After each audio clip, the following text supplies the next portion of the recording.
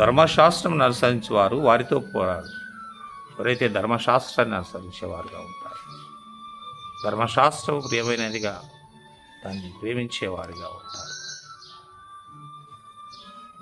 వారు ఏం చేస్తారంటే వారితో పోరాడు. ఎవరితో అంటే దుష్టులతో పోరాడు.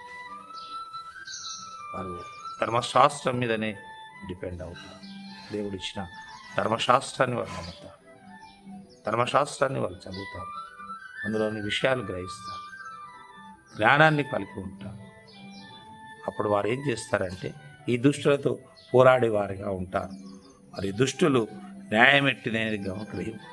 ఎంతైనా కానీ దుష్టులే కాబట్టి వారు న్యాయమెట్టిదైనది వారు గ్రహించే ఆలోచన వారికి ఉండదు. ఎందుకంటే వారు ధర్మశాస్త్రాన్ని త్రోసివేసేవారు, యెహోవాను ఆశ్రయించేవారు సమస్తమును గ్రహించుతారు.